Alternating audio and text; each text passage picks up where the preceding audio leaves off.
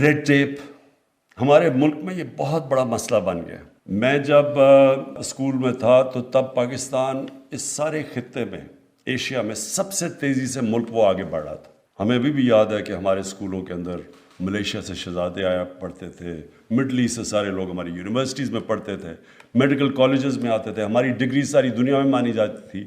اور تو اور اب ملک کی اگر اہمیت دیکھنی ہے تو ملک کا پریزیڈنٹ جب گیا امریکہ 60s میں تو ان کا پریزیڈنٹ ایئرپورٹ پہ اس کو ریسیو کرنے آیا.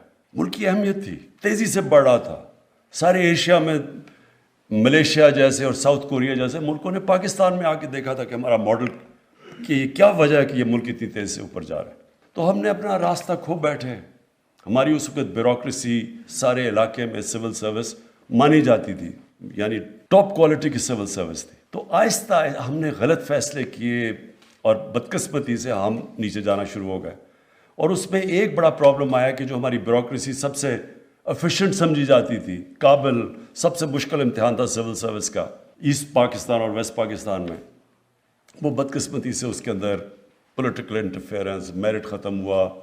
اور وہ رکاوٹیں، وہ بیوروکریسی بجائے مدد کرنے کی وہ دوسری طرف وہ رکاوٹیں پیدا شروع ہو گئیں.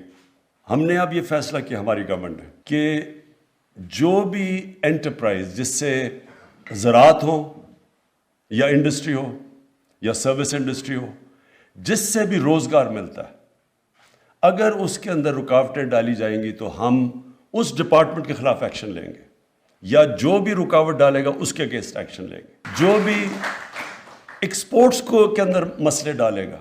ہمیں شرم آتی ہے کہ ہماری جتنی 22 کروڑ لوگوں کی جو ایکسپورٹ کر رہے ہیں ہم دنیا میں، ہمیں شرم آتی ہے کہ چھوٹے چھوٹے سنگاپور جس کی کوئی 50 لاکھ آبادی ہے، وہ کچھ ہمارے سے پتہ نہیں 300 ارب ڈالر کی سے زیادہ سنگاپور کی ایکسپورٹ ہے.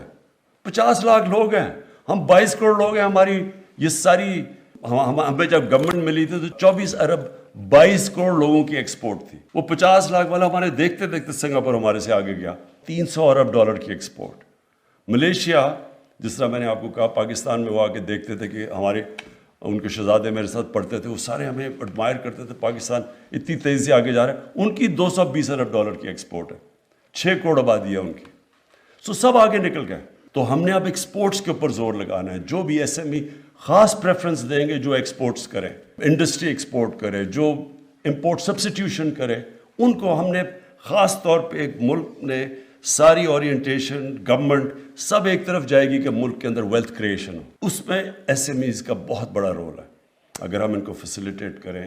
ہمارا یہ جو ایریا تھا، ایک تو کراچی کے اندر انڈسٹری ہے، فیصل آباد میں انڈسٹری ہے، لیکن یہ جو ٹرائنگل تھی گجرانوالہ، گجرات اور سیالکوٹ، ادھر تو ایک نیچرل ہمارے اسمال اور میڈیم انڈسٹری یہاں ایگزسٹ کرتی ہے. ان کی ہم تھوڑی سی مدد کریں تو یہ بھی ہمارے ملک کے لیے بہت بڑا ہماری دولت میں اضافہ کر سکتے ہیں. اور یہ جو ریگولیشنز بن گئیں، اور ریگولیشنز ایک راستہ روکنے کا اسمال اور میڈیم انڈسٹری کا وہ کھڑے ہو گئے. یعنی ہر قسم کی ریگولیشن، کبھی انسپیکشن ہو رہی ہے، کچھ ہو رہا ہے. وہ بڑا آدمی تو برداشت کر سکتا ہے، بڑا بزنس مین تو تھوڑے سے پیسے دے، بلکہ وہ ہر طرح اس کے پاس کیونکہ طاقت ہوتی ہے، وہ اس کو تو فرق نہیں پڑتا. لیکن جو نیا آ رہا ہوتا ہے بزنس کرنے کے لیے، اور جو سٹارٹ اپس ہیں، جو ینگ ہیں، ان سب کے لیے یہ ریڈ ٹیپزم جو ہوتی ہے یہ رکاوٹ بن جاتی ہے.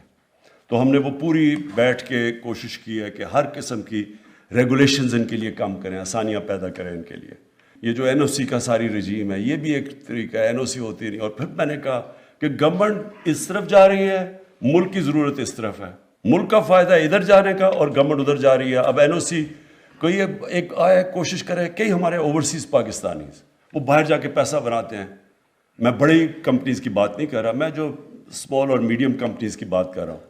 وہ پھر آتے ہیں کہ پاکستان میں اب میں سیکھ کیا ہوں، میں نے باہر کمپیٹ کیا، میں نے انگلینڈ میں، دبئی میں ادھر کاروبار کر کے پیسہ بنایا. وہ پاکستان آتے ہیں تو یہاں ان کو ہر جگہ کے اوپر رکاوٹ ہوتی ہے. تھوڑی دیر کے بعد بچارہ یا تو نقصان کر کے پھر واپس چلے جاتے ہیں.